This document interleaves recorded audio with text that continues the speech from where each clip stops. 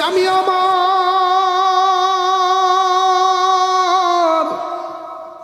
আপনার ভাই সালাবা নিজের ভাইয়ের সম্মান রক্ষা করতে পারে নাই, নিজের ভাইয়ের হেরেমের সম্মান রক্ষা করতে পারে নাই, নিজের ভাইয়ের স্ত্রীর ইজ্জত রক্ষা করতে পারে নাই। সালাবা আল্লাহর অভিশপ্ত হয়ে গেছে। সাইদ ইবনে আব্দুর রহমান বুঝে ফেলছেন বিষয়টা কি হলো কি হলো। সাইদ ইবনে আব্দুর রহমান দৌড়াইয়া পাহাড়ের চূড়ায় চলে যায় আর সালাবার কাছে গিয়ে বলে, ও সালাবা, তোমার কি হয়েছে, তুমি কেন কান্না করো? সালাবা বলে, আমি আমার মালিকের বড় নাফরমানি করে ফেলেছি। সালাবা যখন এই কথা বলে, বলার পরে সাইদ ইবনে আব্দুর রহমান তো আগেই শুনেছেন, বুঝে ফেললেন। বুঝার পরে বলে, আসো আসো, আমি যাই রাসূল সাল্লাল্লাহু আলাইহি সাল্লামের কাছে, আসো যাই ওমরের কাছে, আলীর কাছে, আসো যাই আবু বকরের কাছে। যখন এই কথা বলল, বলার পরে সালাবাতুল আনসারী কয়, আমি যেতে পারি একটা শর্তে, আমার হাতের মধ্যে হাত করা লাগাইবা, আমার গলার মধ্যে দড়ি পেঁচাইবা, আমার গলার মধ্যে রশি লাগাইয়া গোলামের মতো টেনে টেনে নিয়ে যাইবা, এই শর্তে আমি যেতে পারি। যখন এই কথা সালাবাতুল আনসারী বলে দিল, বলে দেওয়ার পর সাইদ ইবনে আব্দুর রহমান তার গলার মধ্যে রশি লাগাইয়া টেনে টেনে নিয়ে যায়। প্রথম হযরত ওমরের কাছে গেছে। ওমরের কাছে যাওয়ার পর যখন ওমরের কাছে গিয়া বলে, ও উমর, শোনো শোনো শোনো, আমি এমন অপরাধ করে ফেলেছি, আমি আমার মুজাহিদ ভাইয়ের স্ত্রীর হাতে স্পর্শ করেছি, আমার আল্লাহ রব্বুল আলামিনকে মাফ করবে কি না? ওমর রাদিয়াল্লাহু তাআলা আনহু শোনার সাথে সাথে বলে, তুমি আমার দরবার থেকে বের হও, আমার এক্ষুনি মন চাচ্ছে তোমার চুল টেনে ছিঁড়ে ফেলি। ওমরের এই কথা শোনার পর ওমরের দরবার থেকে চলে যায় আবু বকরের কাছে। আবু বকরের কাছে যাওয়ার পর আবু বকর সিদ্দিক রাদিয়াল্লাহু তাআলা আনহু বলে, তুমি কি করিলা? নিজের ঈমান আর আমল নষ্ট করিলা। তুমি আমার কাছ থেকে অতি দ্রুত চলে যাও, আমার ভয় হয় তোমার জন্য না জানি আল্লাহ তাআলা আমার উপরে গজব নাজিল করে। সালাবাতুল আনসারী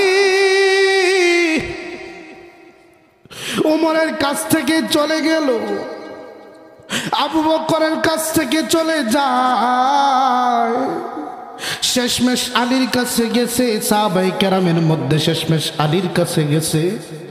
আলীর কাছে গিয়ে যখন এই কথা বলে, ভাই, আমি আমার মুজাহিদ ভাইয়ের স্ত্রীর হাতে স্পর্শ করেছি, ধরেছি।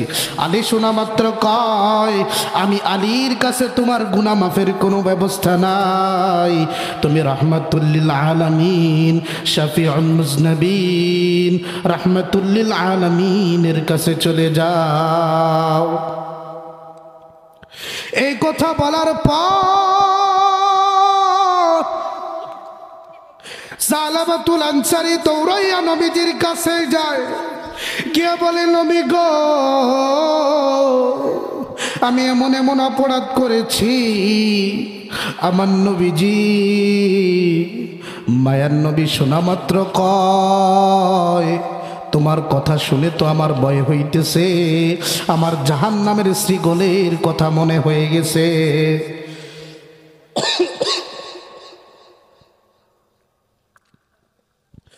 নবীজি সাল্লাল্লাহু আলাইহি ওয়াসাল্লাম ডাক দিয়া বলে, সাহাবা রে, আমার কাছে তোর মাপ পাওয়ার কোনো রাস্তা নাই। সাহাবা দৌড়াইয়া আবার পাহাড়ের উপরে চলে যায় আর ডেকে ডেকে বলে, আল্লাহ, ওমরের কাছে গেলাম, ওমর আমাকে বিদায় করে দিল। আবু বকরের কাছেও গেলাম, আবু বকর বিদায় করে দিল। আলীর কাছে গেলাম, আলীও আমাকে বিদায় করে দিল। আল্লাহ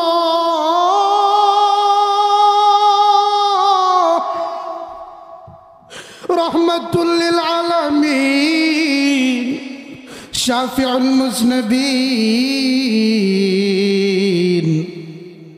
খাতামুন নবিয়্যিন মুহাম্মদ সাল্লাল্লাহু আলাইহি ওয়াসাল্লাম, যাকে দেখলে 3 দিনের ক্ষুধা পর্যন্ত নিবারণ হয়। সুবহানাল্লাহ। আল্লাহ যাকে আপনি রাহমাতুল লিল আলামিন বলেছেন, যাকে বলেছেন ওয়া মা আরসালনাকা ইল্লা রাহমাতাল লিল আলামিন, যাকে আপনি বলেছেন পুরা দুনিয়ার জন্য রহমত, যাকে আপনি রহমত হিসেবে পাঠালেন, সেই নবীজি সাল্লাল্লাহু আলাইহি ওয়াসাল্লাম আমাকে কোনো মাফের আশা দিল না। আল্লাহ আমি সালাবা যদি দুনিয়াতে নাই হইতাম, সালাবার এই কান্নাকাটি কে দেখতেছেন? জোরে বলেন না, কে দেখতেছেন?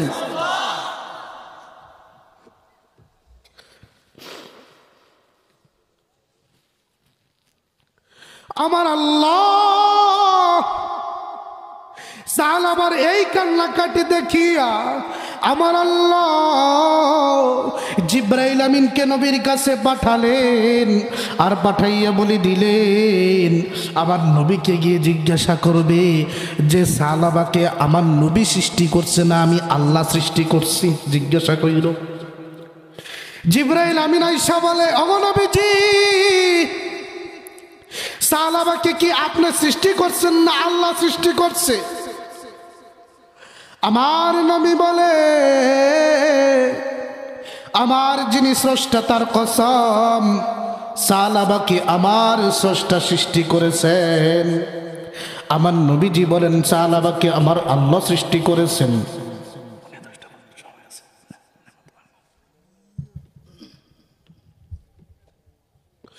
বাজানরে আমার,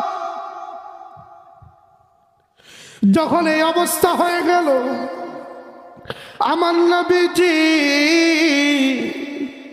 সাল্লাল্লাহু আলাইহি ওয়াসাল্লাম যখন উত্তর দিয়ে দিলেন, উত্তর শোনার পরে জিবরাইল আমিন কয়, সৃষ্ট আমার আল্লাহর বান্দাও আমার আল্লাহর মাফের মালিক হ আমার আল্লাহ। আমার আল্লাহ সাহালাবার জীবনের সব গুনাহ মাফ করে দিয়েছেন। এটা শোনা মাত্র আমার নবীজি সাহাবায়ে কেরামদেরকে ডাক দিয়া বলে, ও সাহাবায়ে কেরাম, তোমরা কে যাইবা আমার সালাবাকে আনার জন্য? যখন আমার নবীজি সাল্লাল্লাহু আলাইহি ওয়াসাল্লাম এই কথা বলে দেই, হযরত ওমর দাঁড়ায়, হযরত আবু বকর দাঁড়ায়, হযরত আলী দাঁড়ায়, হযরত সালমান দাঁড়ায়। ওমর দাঁড়ায়, কই নবী গো, আমি বেশি কষ্ট দিছি সালাবাকে, আমি যাব তাকে আনতে। আবু বকর কয়, নবীজি আমিও কষ্ট দিয়েছি সালাবাকে, আমি যাব তাকে আনতে। আলী কয়, নবী গো আমিও কষ্ট দিয়েছি, আমিও যাব আনতে। সালমান ফার্সি কয়, নবীজি আমি মুরব্বী সাহাবী, আমি যদি যাই তাহলে সালাবা আসবে। আমার নবী বলে, সালমান তুমি, তোমার বয়স বেশি, তুমি যাইবা, আর আবু বকর তোমার মেজাজ নরম, এই জন্য তোমরা দুইজন যাইবা আমার সালাবাকে আনার জন্য। যখন দুইজন সাহাবী সালাবাকে আনার জন্য গেছে, যাওয়ার পরে সালাবাকে বিশ্রায়, অলিতে গলিতে বিশ্রায়, কিন্তু সালাবাকে পায় না। যখন মক্কার অলিতে মদিনার অলিতে গলিতে দৌড়ায়, সালাবাকে পায় না। তখন একটা রাখাল বলে, তোমরা কাকে খুঁজো গো? আবু বকর কয় আমরা সালাবাকে খুঁজতেছি। তখন রাখাল বলে তোমরা কি ওই পাগলকে খুঁজো যেই পাগল জাহান্নামের ভয়ে আল্লাহর ভয়ে ক্রন্দন করে? তখন তারা বলল হ্যাঁ আমরা ওই পাগলকে খুঁজি যেই পাগল আল্লাহর ভয়ে কান্না করে। বাজান আমার যখন আবু বকর এই কথা বলে দিল, রাখাল তখন সালাবাকে দেখাই দিল। সালাবার কাছে আবু বকর আর সালমান গিয়ে পৌঁছাইল। তখন সালাবাকে বলে ও সালাবা, তোমার জন্য আমার নবীজি অপেক্ষা করতেছে, আমার আল্লাহ তোমাকে ক্ষমার ঘোষণা করে দিয়েছে। এই কথা শোনা মাত্র সালাবা বলে আমার প্রাণের স্পন্দন নবীজি কেমন আছে? আল্লাহু আকবার। এই কথা শোনার পরে আবু বকর বলে তুমি যেমন দেখে এসেছো আমার নবীজি তেমনই আছে। তখন সালাবা বলে আমার নবীজি সাল্লাল্লাহু আলাইহি ওয়াসাল্লামের উপরে আমার মা এবং বাবার জান কুরবান হোক। এই কথা বলা মাত্র সালাবা রাদিয়াল্লাহু তাআলা আনহু ওমর আবু বকরকে সঙ্গে নিয়া সালমানকে সঙ্গে নিয়া নবীজির কাছে রওনা হয়। আমার নবীজি সাল্লাল্লাহু আলাইহি ওয়াসাল্লামের কাছে রওনা হওয়ার পর দেখে আমার নবীজি সাল্লাল্লাহু আলাইহি ওয়াসাল্লাম নামাজের মধ্যে দাঁড়ায় রইছে। নামাজের মধ্যে দাঁড়াইয়া আমার নবীজি তেলাওয়াত করে আল্লাহুমুত তাকাসুর, তোমরা দুনিয়ার প্রাচুর্য আর দুনিয়ার যেই মায়া এটার মধ্যে তোমরা মগ্ন রয়েছো। এরপরে আমার নবীজি বলে হাত্তা যুরতুমুল মাকাবির, এভাবেই তোমরা কবরে চলে যাবে, এভাবেই তোমরা কবরে চলে যাও। নবীজি যখন এই আয়াত তেলাওয়াত করলেন সালাবাতুল আনসারী একটা চিৎকার দিলেন, চিৎকার মেরে মাটিতে পড়ে গেলেন। মাটিতে পড়ে যাওয়ার পর এখানেই সালাবা শেষ নিঃশ্বাস ত্যাগ করলেন। আমার নবীজি সাল্লাল্লাহু আলাইহি ওয়াসাল্লাম যখন সালাবার জানাজা পড়াইলেন, জানাজা পড়ানোর পর যখন নবীজি সালাবাকে নিয়ে খাটিয়ায় করে কবরের মধ্যে দাফন করবেন, দাফন করার আগে আমার নবীজি পায়ের বুড়ো আঙ্গুলের মধ্যে ভর দিয়ে টিপ টিপ করে এক আঙ্গুল দিয়ে হাঁটতেছেন। হাঁটতে হাঁটতে নবীজি কবর পর্যন্ত গেছেন। সাহাবায়ে কেরামগণ এই অবস্থা দেখার পরে নবীজিকে জিজ্ঞাসা করলো গো নবী, আপনি কেন এক আঙ্গুলে বর দিয়ে দিয়ে হাঁটেন? তখন আমার নবীজি সাল্লাল্লাহু আলাইহি ওয়াসাল্লাম বলেন সালাবার তওবায় আল্লাহ এত খুশি হয়েছে, এত খুশি হয়েছে, এত খুশি হয়েছে যে পুরা আসমান আর জমিন ফেরেশতা দিয়া ভরপুর করে দিয়েছে।